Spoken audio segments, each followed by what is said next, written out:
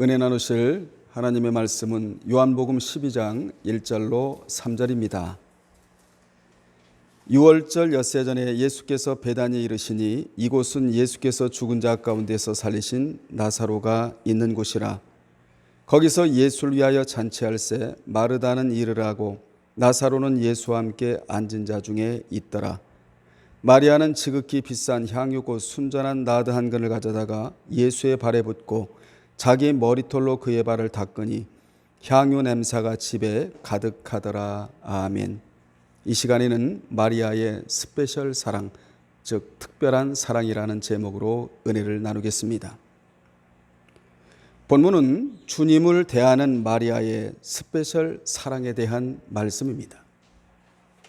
오늘 본문이 주고 있는 교훈은 무엇이냐면, 믿는 자가 주님을 대할 때에 본문에 나오는 마리아 같이 대해야 한다는 교훈입니다. 인생이 살면서 사람을 대하는 데에도 도리가 있고 주님을 대하는 데에도 도리가 있는데, 주님을 대하는 도리는 그분에 대한 특별한 사랑입니다.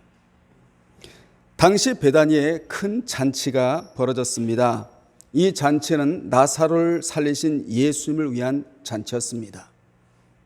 잔치가 한창 무르익어 갈 즈음에 나사로의 여동생 마리아가 예수님께 다가섰습니다. 그리고 재빠르게 예수님의 발에 향유를 부었고 그 머리카락으로 그 발을 씻어 드렸습니다. 그러면 주님을 대하는 마리아의 스페셜 사랑은 무엇입니까? 첫째, 마리아는 부스러기 사랑이 아닌 최대치의 사랑을 하였습니다. 마리아는 예수님을 극히 존경하고 사랑했으며 자기 오라비를 다시 살리신 그에게 감사하는 마음이 가득하였습니다.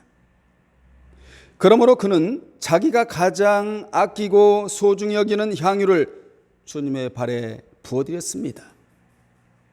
그의 이 같은 행동은 주님을 경배하는 의미와 존귀 여기는 의미를 가집니다. 또한 예수님의 장례를 미리 예비하는 의미를 갖는 것이기도 합니다. 그 당시 여자의 머리카락은 두 가지를 상징했습니다. 하나는 여자의 자존심을 상징했습니다. 또 하나는 그의 영광을 상징했습니다. 이 같은 내용이 고린도전서 11장 15절에 나오는데, 거기에 보면 만일 여자가 긴 머리가 있으면 자기에게 영광이 되나니 긴 머리는 가리는 것을 대신하여 주셨기 때문이니라는 말씀이 나옵니다. 당시 긴 머리는 머리에 무엇을 쓰는 것과 동일시되며 그것은 하나님이 여자에게만 허락하신 권세였습니다. 당시 여자가 긴 머리를 갖는 것은 본성이 아름답다고 당연하게 생각하게 할 뿐 아니라 이를 통해서 남자와 구별되었고, 또한 긴 머리나 머리에 수건을 쓰는 것은 여자의 권위와 존엄성을 나타내었던 것입니다. 그런데 마리아는 주님을 위하여 자존심을 내려놓고 그 향유로 주님의 발을 씻어드렸는데, 그 향유는 매우 값비싼 300데나리온의 가치가 있었습니다. 당시 한 데나리온은 노동자 하루 품삯이었습니다. 그 품삯이 얼마인지 정확히 알 수 없지만 오늘날의 하루 품삯을 15만으로 계산하면 약 4,500만 원어치의 가치였다는 것입니다. 이같이 그 여인은 자기의 귀하고 영광되는 머리털로 예수님의 발을 닦아드렸습니다. 그가 예수님께 부어드리는 향유의 향기는 곧 신앙의 향기로 바뀌어 지금까지 복음이 전파되는 곳마다 전해지게 되었던 것입니다. 마리아는 주님 앞에서 자존심을 내려놓은 자이고 또한 희생하는 자였으며 또한 주님을 위하여 무엇이나 아낄 줄 모르는 자였습니다. 그는 주님과 뜨거운 관계를 맺는 것이 중요하다는 사실을 알았던 자였습니다. 그렇습니다. 한 영혼이 그리스도와 뜨거운 관계를 맺는 것은 천하보다 귀한 것입니다. 예수님은 천하의 그 무엇보다도 비교할 수 없는 귀하신 분이십니다. 그래서 주님을 구약에서는 만국의 보배라고 말씀했습니다. 학개서 2장 7절에 보면 그분이 모든 나라를 진동시킬 것이라고 말씀하면서 그분은 세계 만국의 보배가 되시는 분이다, 그렇게 표현하고 있는 것입니다. 우리는 내 인생에서 가장 귀한 보배를 모시고 그분과 함께 살아가고 있는 존재들이라는 사실을 잊으면 안 됩니다. 인도의 어떤 선교사가 겐지스 강에서 한 번은 이상한 일을 목도했습니다. 겐지스 강가에 한 여인이 서 있는데 앓는 갓난 아이는 팔에 안고 건강한 아들은 옆에 세워놓고 있었습니다. 그 여자는 오랫동안 거기서 있으면서 무엇인가를 기다리는 것 같았습니다. 얼마 후에 그 선교사가 다시 와서 보니 그 옆에 섰던 건강한 아이가 사라져버리고 만 것입니다. 그래서 물어보았더니 그 여자가 대답하기를 그를 강에 넣어 악어들로 하여금 먹게 하였다는 대답을 했습니다. 그 이유를 물으니 그 대답은 내가 믿고 섬기는 나의 신인 악어에게 가장 좋은 것을 준 것이라고 대답했다고 합니다. 그 대답을 들은 선교사는 많은 것을 생각하였다고 합니다. 구원도 없고 인격도 없는 악어에게 저렇게 정성껏 자식까지 바치는데 나는 주님을 위해 무엇을 바치고 있는가 하면서 뜨거운 회개의 눈물을 흘렸다고 합니다. 우리는 주님에게 과분한 사랑을 받고 살아갑니다. 우리가 주님의 은혜가 아니면 살아갈 수 있겠습니까? 그러므로 우리가 기도와 찬양 속에서만 사랑한다고 고백하면 안 됩니다. 또한 부스러기 사랑을 해서도 안 되는 것입니다. 여러분, 부스러기 사랑이란 무엇입니까? 다른 것을 사랑하고 난 후 여분이 있는 것을 가지고 사랑하는 것을 부스러기 사랑이라고 말합니다. 이것을 미니멈 사랑이라고도 표현합니다. 그러나 마리아는 최대치의 사랑인 맥시멈의 사랑을 한 것입니다. 우리가 오늘 마리아를 통하여 본받아야 될 점이 바로 이 점입니다. 주님을 향한 사랑은 미니멈의 사랑이 아닌 맥시멈의 사랑이 주님을 사랑하는 것이라는 것이지요. 시간으로 말하면 항상 쓰고 남은 자투리의 시간이 아닌 첫 시간을 드리는 거예요. 우리는 아무리 바빠도 하루 2시간 정도는 자신의 영성 관리를 위해 투자해야 합니다. 영성도 관리입니다. 신앙도 관리입니다. 철저히 관리해야 될 품목이 바로 영성이자 신앙인 것입니다. 그냥 영성과 신앙이 유지되는 것이 아닙니다. 시간을 투자해야 되는 것입니다. 기도를 하든지 말씀을 보든지 묵상을 하든지 찬양을 하든지 이렇게 하루에 2시간 이상 투자해야 신앙이 녹슬지 아니하고 영성이 녹슬지 않게 되는 것입니다. 마리아가 준비한 향유는 그 당시 경제적인 여건을 생각해 볼 때 분명 분에 넘치는 것이었습니다.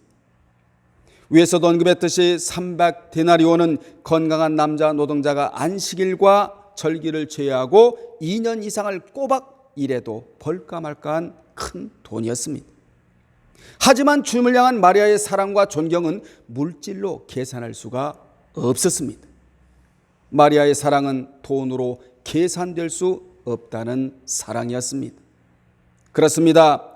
사랑이 돈으로 계산되는 순간 그 사랑은 최소치로 전락하고 맙니다. 어찌 주님을 돈으로 계산할 수가 있겠습니까? 우리 주님은 우리의 멸망의 문제를 면해 주시려고 매를 맞으신 후 십자가를 지시고 수차례 쓰러지시면서도 피와 돌로로서 언덕으로 올라가셔서 십자가에 달리사 우리의 멸망의 문제를 해결해 주셨습니다. 우리가 늘 주님을 섬기고 사랑하고 그 사역에 동참해야 할 이유가 여기에 있습니다.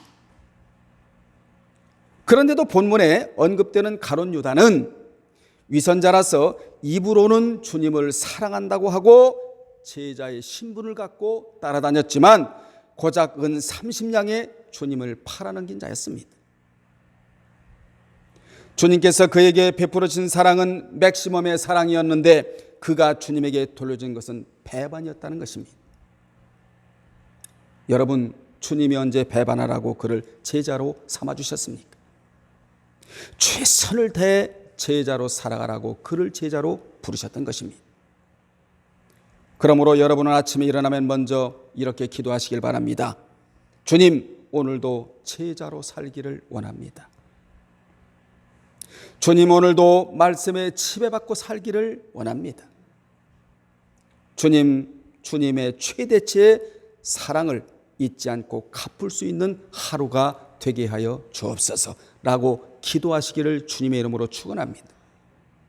주님께서 십자가에서 우리에게 베풀어 주신 사랑은 최대치인 맥시멈의 사랑이었기에 우리가 주님을 사랑하는 면도 맥시멈이 되어야 된다는 것이에요. 두 번째, 마리아는 즉흥적인 사랑이 아닌 준비된 사랑이었습니다. 사랑이란 단어를 머리와 가슴에만 담아두고 있는 자가 있고, 주님을 향한 사랑을 삶의 현장에서 실천하는 자가 있습니다. 이렇게 두 부류가 있는 것입니다. 그 자가 누굽니까? 본문에 나오는 마리아였습니다. 여러분은 더도 덜도 마시고 마리아 같은 신앙인들이 다 되시기를 주의 이름으로 축복합니다. 마리아는 잔치 분위기에 이끌려 충동적으로 향유를 예수께 부은 것은 아니었습니다. 그는 마치 올림픽이 열리기 전에 메인 스타디움을 준비하듯이 예수님을 만난 이후로 이 일을 계속 준비해 온 것입니다. 그래서 준비된 사랑이라는 것이지요. 예수님께서 자신의 오빠인 나사로를 살려주신 기적적인 일로 인해 잔치가 벌어지자 그날을 D-Day로 잡은 것입니다. 이같이 사랑의 표현은 얼마나 준비되었느냐에 따라 그 감동도 진한 것입니다.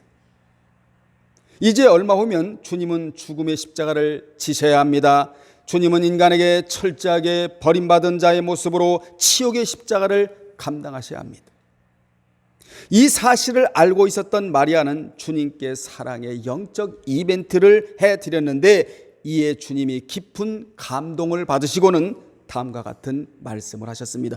여러분, 주님에게 한 것은 절대로 공짜가 없습니다. 주님이 평가해 주시고 드러내 주시는 거예요.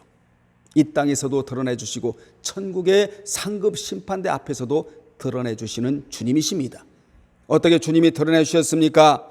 온 천하에 어디서든지 이 복음이 전파되는 곳에서는 이 여자가 행한 일도 말하여 그를 기억하라고 주님이 드러내 주셨습니다. 주님의 가슴 속에 이 여자가 기억되고 있었다는 것이죠. 간직되어지고 있었다는 것입니다. 주님은 이 마리아가 부은 감동적인 사건이 향이 되어 후대에 계속해서 전해질 것이라고 예언하셨습니다. 그 예언대로 오늘 우리가 이 말씀을 상고하고 있는 것입니다. 그리고 마리아에게서 영적 교훈을 지금 받고 있는 것이에요. 마리아는 어떤 여인입니까? 간증되어진 인물입니다. 간증하는 인물이 아니고 간증되어진 인물이라는 거예요. 여러분 모두가 그 누구에 의해서 간증되어지는 인물들이 되시기를 바랍니다. 주님의 입에서 간증되어져야 되고 또 다른 사람에게 나의 신앙이 간증되어져야 된다는 것이에요. 따라서 사랑은 반드시 준비되어야 합니다. 때로는 즉흥적 사랑도 중요하지만 준비된 사랑은 향내가 짙게 퍼져나가는 사랑인 것입니다. 세 번째입니다. 마리아는 관념적인 사랑이 아닌 실천적인 사랑을 했습니다. 마리아는 주님을 너무나 사랑한 나머지 그 사랑이란 단어를 머릿속과 입에만 담아둘 수가 없었습니다. 그래서 그 사랑을 행위로 드러낸 것입니다. 사랑이란 단어의 뜻은 생각이 헤어진다는 사량에서 유래된 말입니다. 남을 깊이 생각하는 것이 사랑이라는 것입니다. 남의 마음을 살피는 것이 사랑이라는 것입니다. 여러분은 나만 살펴달라고 하시지 말고 남의 마음을 살필 줄 아는 넉넉한 마음을 소유하고 살아가시기를 주의 이름으로 축복합니다. 여러분 생각해 보십시오. 마리아가 잔치의 분위기에 빠졌고 자신만 생각했더라면 예수님에게 생각이 미치지 못했을 것입니다. 하지만 그는 잔치보다 더 귀한 주님을 생각했다는 것을 행동으로 보여드리고 싶었습니다. 그래서 그녀는 비싼 향유 한 방울까지 주님에게 부어드릴 수밖에 없었던 것입니다. 이같이 그녀는 예수님을 초대해놓고 최선을 다했다는 거예요. 오늘 예배 드리면서 우리는 예배에 최선을 다해야 하고 주님을 사랑하는 마음이 여러분의 마음이 되시기를 바랍니다. 이 모습이 진짜 믿는 자의 모습인 것입니다. 당시 잘 믿는다고 큰 소리 뻥뻥 쳤던 바리새인들은 예수님을 초대해 놓고 발 씻을 물조차 제대로 준비해 주지 않았습니다. 그러므로 그들과 마리아는 대조를 이룬다는 것이에요. 당시 손님이 방문하면 주인은 먼저 그를 상석에 앉게 하고 그리고 손님의 손과 발을 씻기 위해 물을 준비하는 것이 통례였습니다. 아브라함이 이걸 잘한 거 아니겠습니까? 세 천사가 방문했을 때 아브라함이 이 행동을 세 천사에게 보여드린 거예요.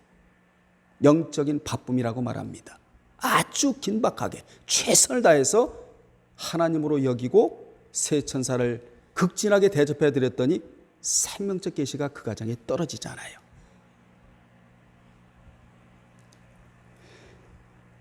그 바리새인들은 예수를 자기 집에 초청해 놓고도 그러한 통례적인 예의조차 갖추지 못했습니다. 그들은 말씀과 삶이 일치되지 못했으며 삶 따로 말씀 따로의 신앙이었다는 거예요. 우리의 삶이 말씀에 맞춰 살면 쉽게 살아갑니다. 우리 쉽게 살아갑시다. 어렵게 살지 말고 쉽게 살아가는 방법이 말씀과 함께 사는 삶이 쉽게 살아가는 방법이에요. 안 맞추니까 힘드는 겁니다. 말씀은 우리를 억압하는 것이 아니에요. 자유 자체입니다. 이를 야고보 1장 25절에 보면 믿고 난 후 행함을 강조한 야고보 선지자는 자유하게 하는 율법을 온전히 들여다보고 있는 자는 듣고 잊어버리는 자가 아니요 실행하는 자니 이 사람이 그 행하는 일에 복을 받으리라. 말씀은 우리 자유를 억압하는 게 아니에요. 우리에게 마음의 평강을 제공해 주는 것입니다. 그 평강과 함께 물질의 복을 받으면 아주 이상적인 사람이 되는 것이지요. 우리는 크게 두 가지 복을 받아야 되는데 먼저는 마음의 평안, 평강의 복을 받고 그 복 위에 물질의 복이 얹어지면 이상적인 사람이 되는 것입니다. 이 자가 진정 주님에게 복받은 자라고 할 수 있는 자예요. 여러분, 구원 얻는 것과 율법과는 전혀 관계가 없다는 말씀이 바로 이 말씀이에요. 그래서 말씀하는 자는 복을 받을 수밖에 없습니다. 그런데 오늘날 입에 말씀하는 자가 심히 적다는 것이 안타까운 거예요. 말씀이 복을 주는데 정작 다른 데 가서 복을 찾으면 되겠냐 그 말이에요. 우리는 아침에 일어나면 말씀, 하루를 살아가면서도 말씀, 저녁에 말씀으로 마감해야 될 줄로 믿습니다. 누가복음 7장 36절 50절에 보면 죄인으로 취급받던 한 불쌍한 여인이 나옵니다.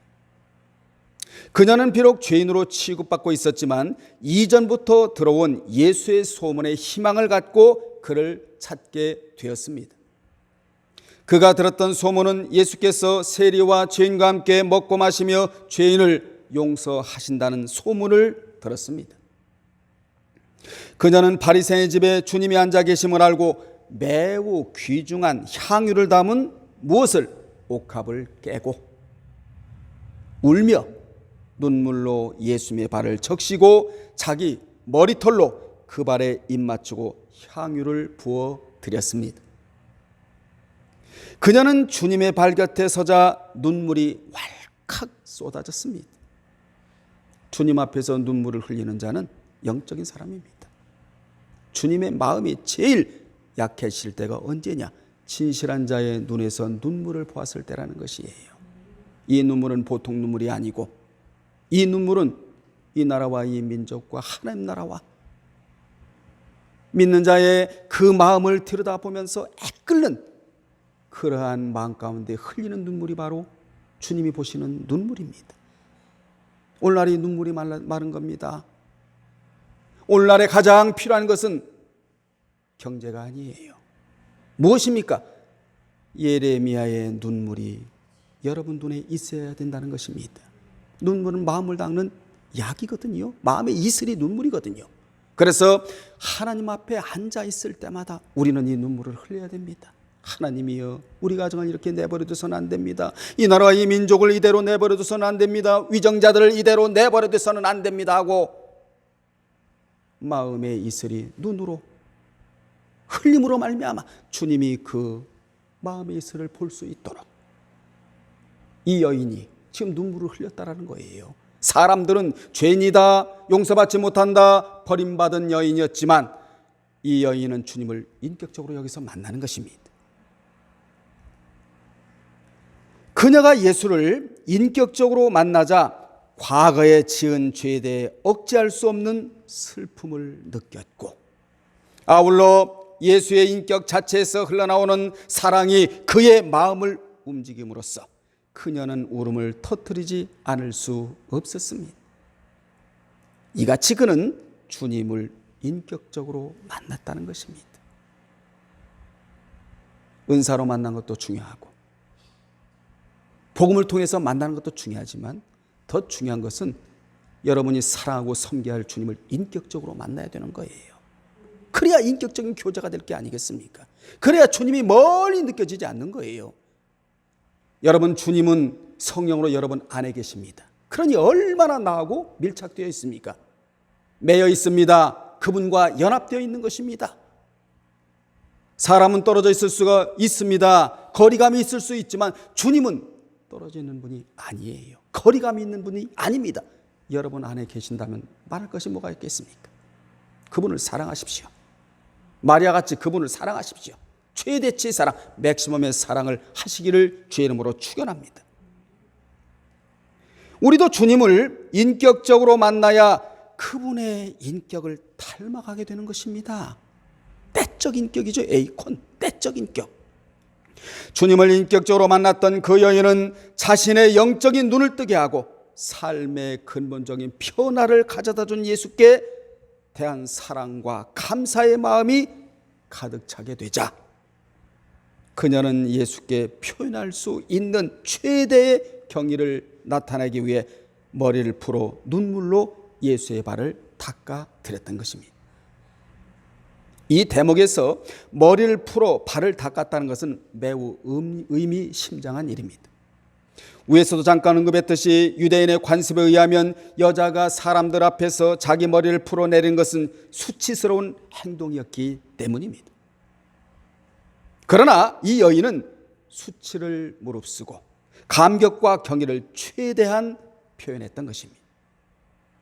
우리는 여인의 왕관이라고 할 수 있는 머리털로 주님의 먼지 묻은 발을 닦는 모습에서 그녀의 철저한 겸손을 엿볼 수 있습니다. 당시 주님은 시몬으로부터 아무런 대접도 받지 못하셨으나 이 여인으로부터는 전폭적인 헌신의 일을 받으셨습니다. 이같이 주님은 시몬은 내게 입맞추지 아니하였으되 여인은 내가 들어올 때로부터 내 발에 입맞추기를 그치지 아니했다고 평가해 주셨습니다. 이러므로 신앙은 삶의 현장에서 드러나게 되어 있고, 아멘, 신앙을 한 것을 주님은 정평정가를 내려주신다는 거예요. 신앙을 한 것은 절대로 공짜가 없습니다. 복을 받기 위한 실적으로 쌓아두는 것이에요. 여러분은 이 실적을 많이 쌓아두기를 바랍니다. 은밀하게 하세요. 나팔을 부러제끼면 실적이 쌓아지지 않습니다. 은밀한 가운데 주님과 교제하시고 은밀한 중에 주님을 만나시길 바랍니다. 신앙은 떠벌리는 게 아니에요. 하나님에게 한 것은 떠벌리는 게 아니고 은밀하게 하면 은밀하게 주님이 갚아준다고 분명히 말씀하셨거든요. 그래야 체험거리가 와지는 거예요. 사람에게 나팔 불 필요가 없습니다. 하나님만 알아주시면 되나이다. 이런 성숙한 신앙인들이 되시기를 바랍니다. 주님께 드리는 사랑은 결코 추상 명사가 아닙니다. 우리는 그녀에게 쓰인 세 가지 동사를 눈여겨봐야 합니다. 그 눈여겨봐야 할 동사는 무엇입니까? 가져다가 붓고 닦으니. 가져다가 붓고 닦으니. 이 세 동사의 의미는 물질보다 더 귀한 주님이었기에 자신의 것을 가져다가. 아멘. 여러분, 물질이 귀합니까? 주님이 귀합니까? 돈이 귀합니까? 주님이 귀합니까? 주님이 귀하신 분 아닙니까? 그래서 이 여인은 물질보다 더 귀한 주님이었기에 자신의 것을 가져다가, 첫 번째 동사지요. 그리고 희생하고자 하는 마음으로 뭐 했으며? 부었으며. 전제의 신앙이라고 볼 수 있는 거예요. 여러분은 주님께 자꾸 부어달라고 하시지 말고 주님께 무엇을 부어드리기를 원하시나이까? 부어드리는 신앙을 하세요. 바울같이. 바울은 부어달라는 신앙이 아니었어요. 아침에 눈을 뜨면 무엇을 부어드리기를 원하시나이까? 주님의 뜻을 묻는 기도를 드린 자가 바울이었거든요. 우리는 좀 성숙한 신앙으로 가자 이 말이에요. 철부지같이 어린아이 신앙을 견제하지 말고 말이에요. 그리고 주님 앞에서 수치와 자존심을 다 내려놓고 발을 닦은 최대치의 사랑을 하고자 무엇을? 비싼 향유를 가져다가 붓고 닦으니. 이 세 동사는 구체적인 행동을 시사하는 동사예요. 이 세 가지 동사가 여러분 곁을 따라다니기를 바랍니다. 무엇이? 가져다가 붓고 닦으니. 따라서 마리아와 이 여인의 신앙은 명사적인 신앙이 아닌 동사적인 신앙이었다는 거예요. 여러분은 명사가 지나가는 자리에서는 은혜를 깊이 깨닫고 동사가 지나가는 자리에서는 그 깨달은 은혜를 행동으로 옮기는. 아멘. 다시 강조하면 명사와 짝할 때는 은혜를 잊지 말고 동사와 짝할 때는 실천적이고 사실적인 사랑을 하시기를 바랍니다. 이를 사도 요한은 요한일서 3장 8절에서 자녀들아 우리가 말과 혀로만 사랑하지 말고 오직 행함과 진실함으로 하자라고 외쳤습니다. 그는 말과 혀만의 사랑이 아닌 행동으로 옮기는 진실된 사랑을 하라는 것입니다. 하나님 말씀하시는 거 아닙니까? 사도 요한의 입을 빌려서 말이에요. 이것이 하나님의 요구사항이라는 거예요. 하나님의 소원이라고 볼 수도 있는 것입니다. 여러분, 하나님의 요구사항 이루어드리면 우리 소원이 이루어져요. 여호와를 기뻐하라예요. 그러면 저가 내 마음의 소원을 이루어 주시겠다고 시편 37편에서 분명히 말씀해 주셨습니다. 혀와 말에 붙어있는 사랑은 수고가 따르지 않지만 참된 사랑에는 반드시 수고가 따릅니다. 이 말씀이 데살로니가전서 1장 3절인데 너무나 좋은 말씀 아닙니까? 세 가지 덕목을 실천한 교회 데살로니가 교회. 너희의 믿음의 역사와 사랑의 수고와 우리 주 예수 그리스도에 대한 소망의 인내를 우리 하나님 아버지 앞에서 쉬지 않고 기억함이니. 라는 말씀이 데살로니가전서 1장 3절에 나오는데 거기에 보면 사랑엔 수고가 따르고 아멘. 믿음에는 행함이 따르며 소망에는 인내가 따르는 법이라고 말씀해 주셨습니다. 내세를 소망했던 데살로니가 교회는 이 세 가지 덕목을 실천한 교회였다라는 것이에요. 오늘날에 우리가 롤 모델로 받아야 할 교회가 데살로니가 교회입니다. 그들은 사랑이 있다는 것을 희생으로 드러내고 믿음이 있다는 것을 행함으로 드러냈으며 소망이 있다는 것을 인내로 드러낸 모델적인 교회였다는 것입니다. 여러분, 이 세 가지 덕목을 실천하면 합당히 행한 자라서 하나님의 나라와 영광에 이르게 된다는 것입니다. 이 말씀이 데살로니가전서 2장 12절에 나옵니다. 이것이 목회하는 이유입니다. 제가 목회하는 이유가 무엇입니까? 잘 먹고 잘 살려고 목회하는 거 아닙니다. 교세를 넓히려고 저는 목회하는 거 아니에요. 여러분을 하나님 나라에 이르게 하고 영광을 받게 하는 것이 목회라는 것입니다. 토부의 사람으로 만들어내는 것이 진정한 목회라는 거예요. 진리의 사람, 합당히 행하는 사람, 마리아 같은 성숙된 신앙인으로서 주님께 부어드릴 수 있는, 주님을 뜨겁게 최대의 가치로 여기면서 사랑할 수 있는 자로 만들어내는 것이 바로 목회라는 것입니다. 여러분은 하늘의 영광을 위해 부지런히 투자하는 투자가들이 되시기를 바랍니다. 투자 중에 제일 소중한 투자는 무엇입니까? 주님을 향한 스페셜 사랑이라는 거예요. 결론 내리겠습니다. 주님께서 우리에게 베풀어 주신 사랑을 단어로 표현하면 아가페. 많이 들어보셨죠? 아가페. 내어주는 사랑, 일방적인 사랑. 아가페. 그 다음에 스페셜. 그 다음에 맥시멈의 사랑입니다. 주님은 구약부터 예고된 십자가의 길을 스스로 준비하시고 그 길을 걸어가심으로 준비된 사랑을 보여주셨습니다. 그분의 사랑은 문자적인 사랑이 아닌 행동적인 사랑이었다는 것입니다. 문자적인 사랑은 아무나 할 수 있어요. 근데 위선자가 많아요. 우리는 문자적인 사랑을 해서는 안 됩니다. 실천적이고 행동적인 사랑을 주님 앞에서 보여드려야 될 줄로 믿습니다. 가정에서나 교회에서나 사회에서나 마찬가지예요. 본문의 마리아도 문자적인 사랑이 아닌 행동적인 사랑이었습니다. 우리가 이 사랑을 해야 한다라는 교훈을 받아야 된다, 그 말이에요. 오늘 본문에서 남에게 할 거 없어요. 마리아는 보통으로 살다가 천국 간 자가 아니고 아주 특화된 삶을 살다가 천국 간 자의 모형이에요. 사랑하는 여러분들, 오늘 이 영상을 보시는 여러분들, 우리는 보통으로 살다가 천국 갈 자가 아닙니다. 아주 특수하게 살다가 천국에 갈 자들이 바로 우리예요. 왜 그런 줄 아십니까?